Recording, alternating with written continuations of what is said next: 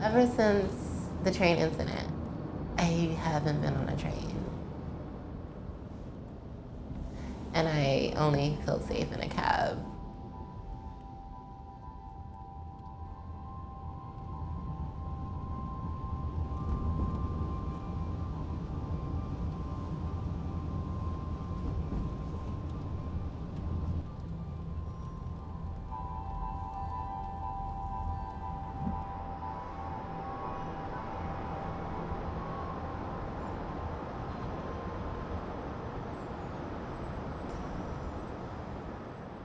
I'm going to reach out to the higher up at the DA's office who I've been in touch with to see where they're at with mental health court. Mm-hmm. You keep your appointment on Thursday, right?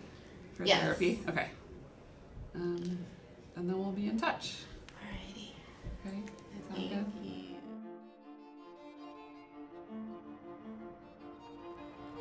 I moved to New York 10 years ago to model, and being young, I was like, I'm just gonna move here, I have the look and it's gonna happen like right away. And that wasn't the case. Coming out, my parents kicked me out and I was homeless. I was surrounded with like the wrong people that I considered my friends at the time and just went down the wrong path.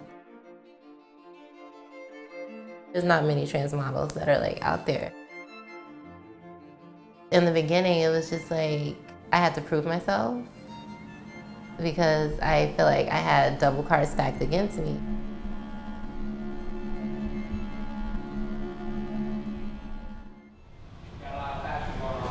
On Monday, the DA was not ready for trial. The only offer that the district attorney's office has made for Merci is for her to plead guilty to assault in the second degree and then receive a sentence of 5 years in prison. We've been pushing the DA to consider a mental health court for her.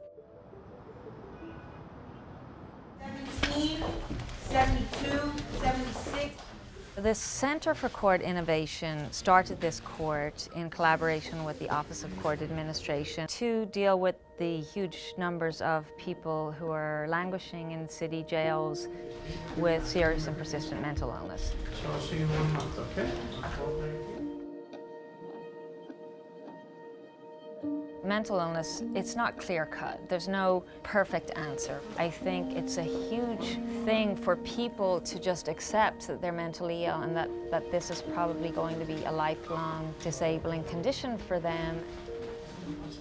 It's hard to be an advocate for yourself, even when you feel empowered. Number 87.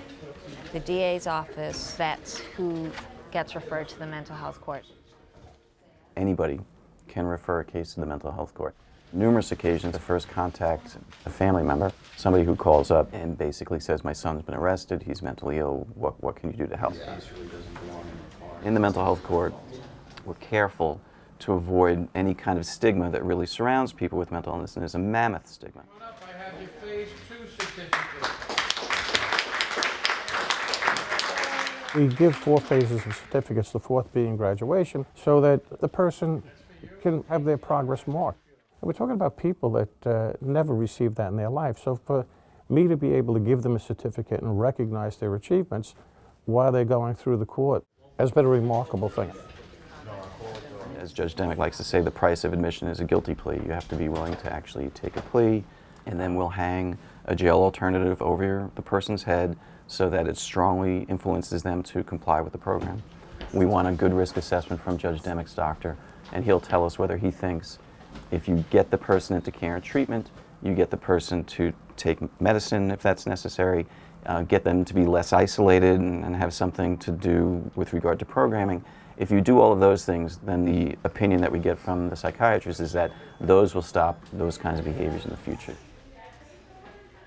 Prior to the mental health court, it looked like traditional prosecution. And there might be a jail offer, and that's what our offer would be, and the only thing we would do would perhaps negotiate down from a higher period to a lower period. So no intervention at all to try to get the person to manage their illness and live a healthier life.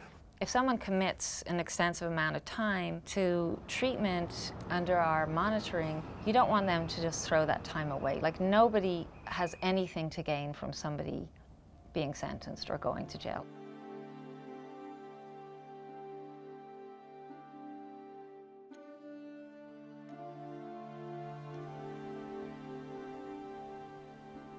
it made me happy to, know that people are out here for me, that I'm not fighting this alone, and, people are actually, fighting this fight with me for, not only me, but also for the entire LGBTQ community.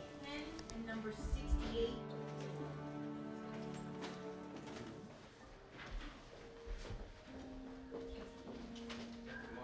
One of the remarkable things is how often complaining witnesses, when you explain to them what the mental health court is, how it is that they will very quickly agree to it, even in some cases where it's a crime involving strangers, where you would think that the person wouldn't necessarily endorse the idea of a non-jail disposition, but instead they actually do. It is possible that the case will go to trial on January 2nd, really hoping that they will consider mental health court for Merci. She's been out for almost 2 years now. She's stable, she has an apartment, she's modeling, she has a very supportive community. I'm just very hopeful that the Brooklyn DA's office will see that Mercy's case is perfect for mental health court and will give her the opportunity to go there and get much needed treatment.